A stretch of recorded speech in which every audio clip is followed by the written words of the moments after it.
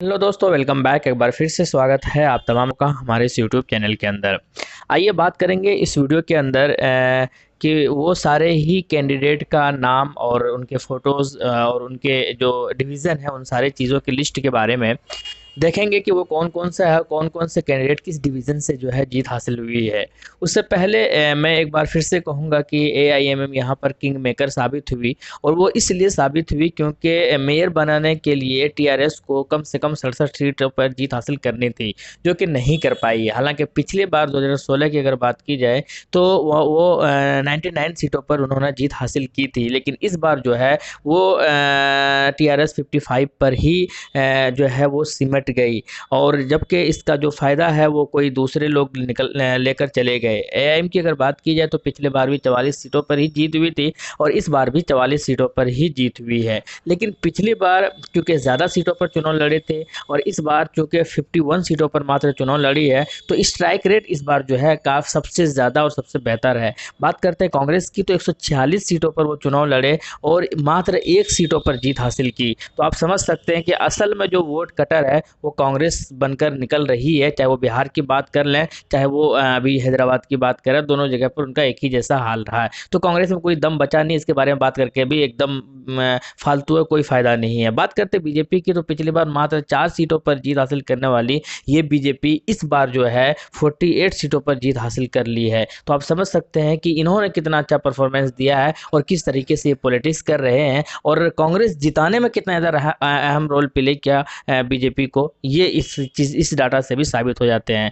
लेकिन कुल मिलाकर एमआईएम की मदद से ही टीआरएस का मेयर बनेगा या फिर जो है अगर टीआरएस का मेयर बनता है तो चीफ जो डिप्टी जो मेयर होगा वो शायद एआईएम का होगा, या फिर एमआईएम का अगर मेयर होगा तो डिप्टी मेयर जो होगा वो टीआरएस का ही होगा। यानी कि दोनों मिलकर सरकार मेयर बनाएंगे, ये बातें बिल्कुल तय है और एक बार फिर से किंग मेकर बनकर निकली है एआईएम की पार्टी। लेकिन बात करते हैं वो कौन कौन से है, किसी किसी जीत कहाँ कहाँ से हुई, एक नज़र दौड़ा देते हैं। माजिद हसन साहब की बात की जाए तो मेहदी पटन डिवीज़न से उनकी जीत हासिल हुई है, जो पूर्व मेयर भी रह चुके थे एमआईएम की तरफ से।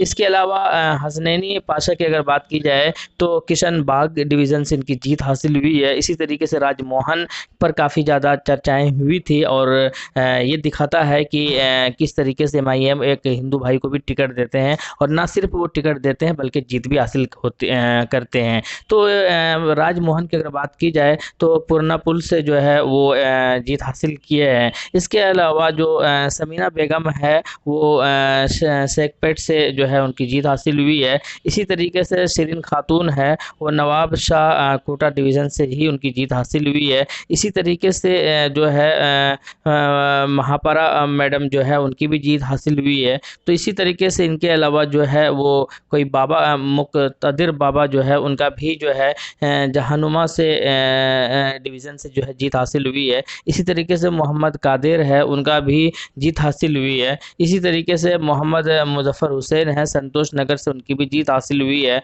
मोहम्मद सलीम है दूध बावली डिवीज़न से उनकी जीत हासिल हुई है। के बाद बात करते हैं नानल नगर से जो है डिवीज़न से जो है मोहम्मद नसीरुद्दीन साहब की जीत हुई है।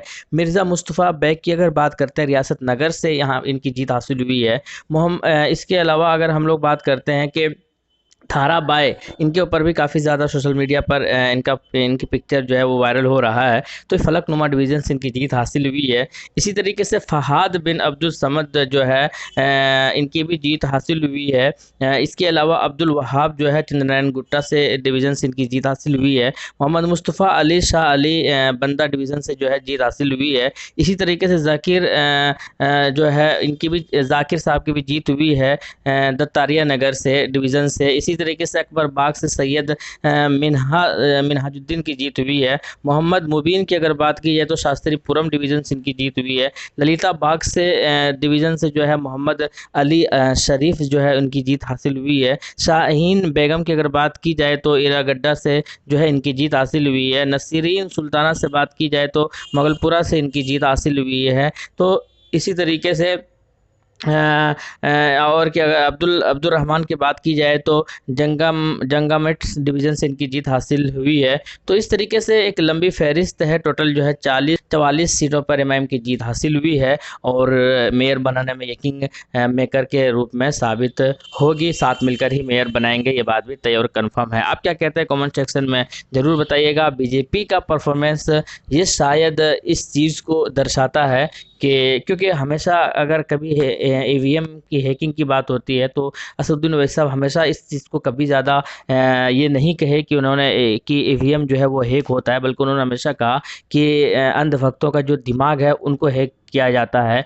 और बीजेपी इसको बखूबी तरीके से अंजाम दे रही है। ईवीएम वगैरह कोई हैक नहीं होता और ना ही कोई छेड़छाड़ होता है। तो इस तरीके से और यही दिखाता है कि किस तरीके से जो है बीजेपी काम करती है और चाहे वो पाकिस्तानी मुद्दा लाकर, बांग्लादेशी मुसलमान घुसपैठी लाकर और इस तरीके का विवाद बनाकर किस तरीके से हिंदू भाई का वोट ले लेते हैं। ये इस चीज़ का बेहतरीन और शानदार नज़ारा आप देख सकते हैं हैदराबाद के अंदर। आप क्या कहते हैं कमेंट सेक्शन में बताइएगा। शुक्रिया, जय हिंद।